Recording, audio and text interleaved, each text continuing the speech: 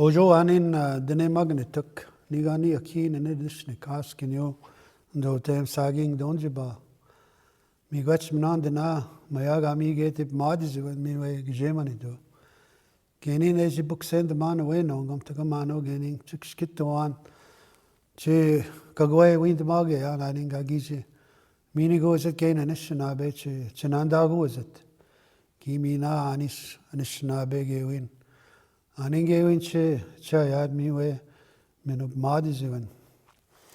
First of all, I welcome this opportunity to share the heart of my people, and it was very important for me to begin that sharing is with the language that has been given to our people. At one time, we were prohibited from speaking our language during the time of prohibition. And it was nothing less than cultural genocide that we had to experience.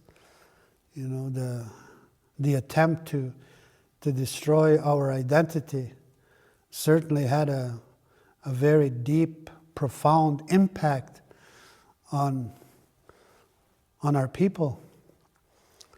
And when I spoke the language, and I acknowledged the great spirit or the great mystery that our people have always believed that has offered us the opportunity to have this breath of life, to come and live this human life. And it has always been in our belief system as a people that there was a higher power of spirit. And it is always in that belief that we acknowledge that all that we receive as human beings has come through the will and the love of that great spirit. But also that love was transmitted to the earth itself, so that we could feel the physical that would help us to walk the human life. And when we acknowledge the Creator, we say, thank you, great Spirit, great Creator, that you've given us a way of life that would help us to heal. During our times of sickness, during our times of trauma, we know and believe that the Great Spirit has given us a way on how to receive the help that we need when it comes to dealing with our mental, emotional, physical, or spiritual help that we need. And it has been the way of our people to always approach healing from a holistic sense. And we begin with understanding that spirit is where everything begins with. That spirit, begins to help us to know our identity and who we are as human beings. And that spiritual understanding that we have and believe in, is very strong in terms of that we believe that there is a great spirit. And that is what has helped our people to survive, knowing and believing that the great spirit has a dream for us, has a vision for us that we would come to fully realize, the gifts that we were given as a people, that it would be the will and the love of the Creator that we would find our rightful place in our homeland. And in finding our rightful place in our homeland, we would share teachings, we would share a knowledge that we believe and know today that need to be heard, around the world. If we look at the reality of the world that we're living in today, we're reflecting a world that is in opposition of spiritual law, of spiritual understanding. When we see and continue to witness the violence that we're witnessing today, it's only a reflection that people are lost, that they're misguided for whatever reason. And when our people, go to our healers and our medicine people, the first thing that that the elders will ask an individual, and they say in our language, "Oigonengi bachigan." Translated, it means, what is your dream? What's your vision? And if you have a dream and you have a vision and you share it with the elders, and the elders said, and they would say, you're beginning to know who you are, which is very important when it comes to healing, that you know who you are, that you understand your own identity that you have, as a human being. And if we look at the world today, and we see again, what man is doing to the earth. And until we find a way to make peace with the earth, we're going to continue down that road that is self-destructive. The whole economic system that we are living under today, is about destroying the world itself, destroying the earth for the sake of, having an economy. It's a money-based concept rather than, having a relationship with the earth that would provide what we needed in order to be able to live and to survive.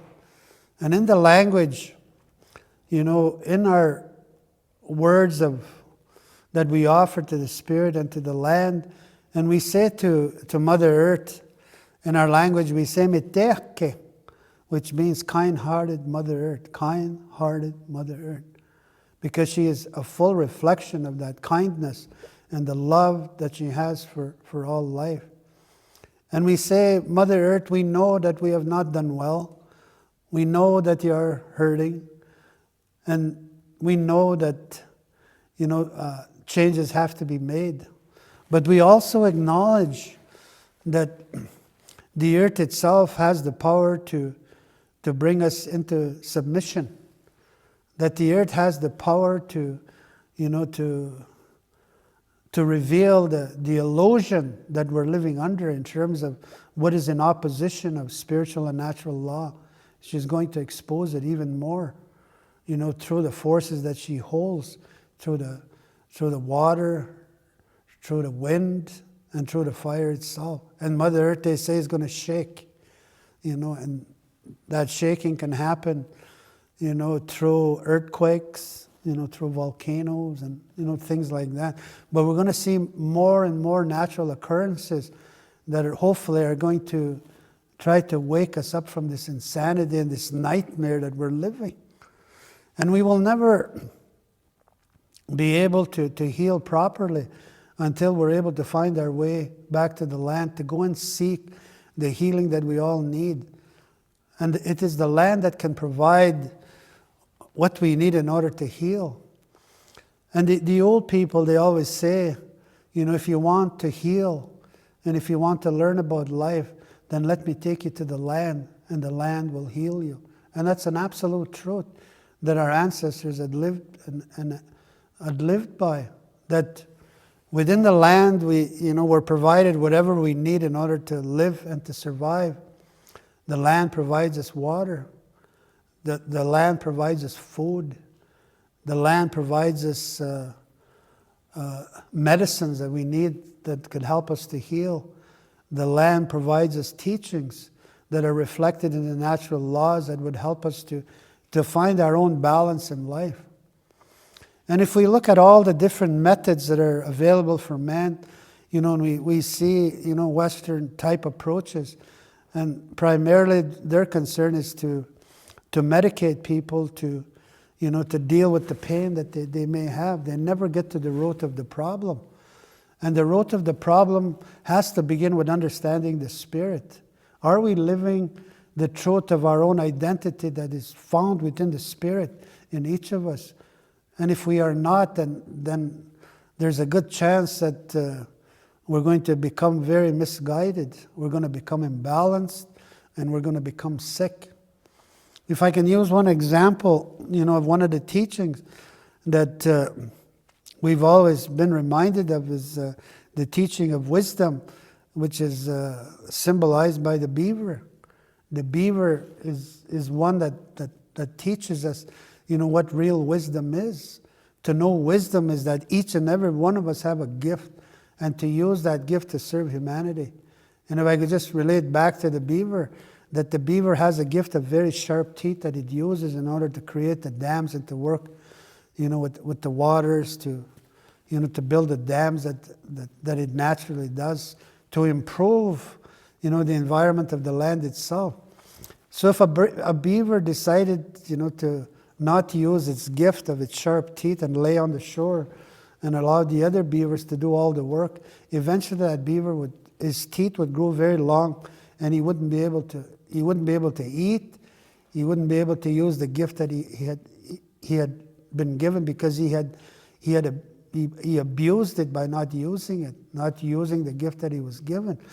And in the same spirit, we also have been given gifts, and if we do not use those gifts, then there's a tendency that we would become imbalanced, we become sick, either emotionally, mentally, or physically, because we're not using the gift that we were given, to help serve mankind, to have a better world. So where does healing begin?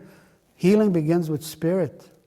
Healing begins with knowing who you are, that you have a gift. Healing begins with accepting and acknowledging that there is a reality that we call the spiritual world that is there, to guide us, to inspire us.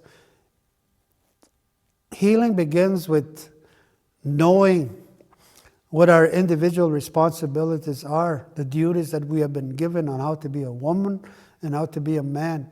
If we do not act out those duties and responsibilities, and again, we can find ourselves, imbalanced, and we would not be healthy. So if we go back to the spirit and understand how important that the spirit is. When I said earlier, the elders say, "What's your dream? What's your vision?" That is a spiritual question. That the dreams that we receive come from spirit. It does not come from another human being. It comes from a higher source of influence that we call the spirit. That's why the young boys are sent to the land to go and seek their vision that would give them purpose and meaning in life. And then they begin to find balance, and they know where to go when they don't feel good.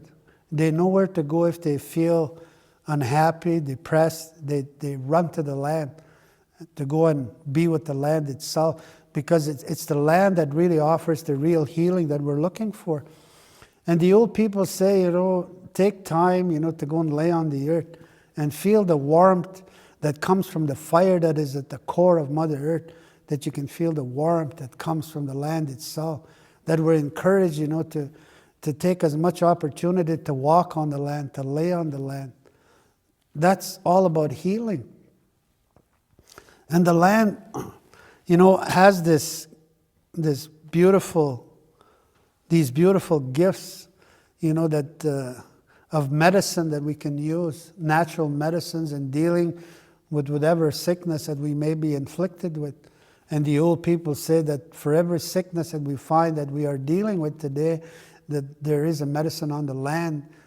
And even though that, we may not know it today, but still it's on the land. The medicine that we need in order to heal can come from the land. And that healing is not only about physical support that the earth can give, but that spirit that you feel, from the land itself, is where, we begin to have a much greater chance of having a healthy life and a balanced life. So when I speak and talk about our perspective and our understanding of healing, and the old people in the language, they say, and they thank the Creator,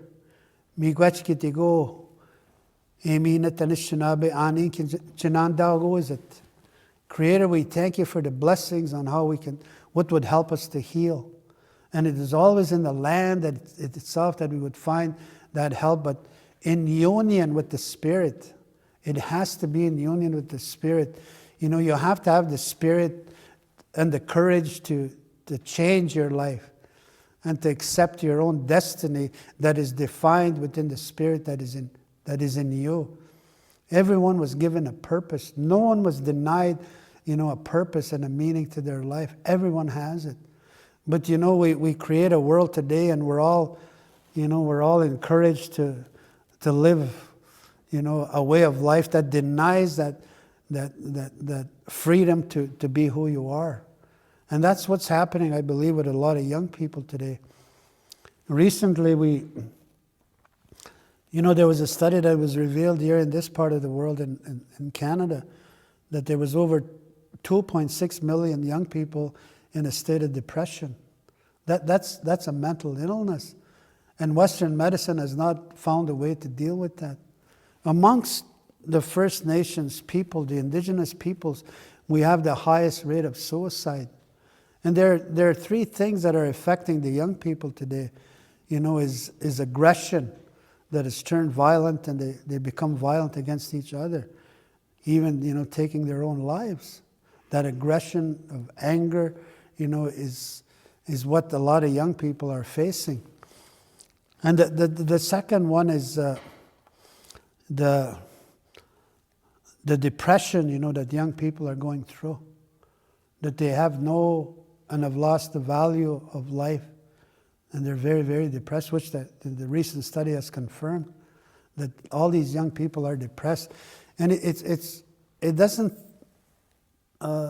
take much, to see and to realize why a lot of the young people are depressed.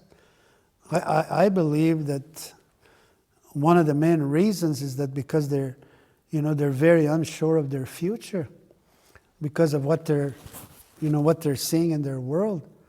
So they go into a state of depression because, no one seems to be listening to what the young people want to say. So they're feeling denied, to express their feelings and to express, their voice.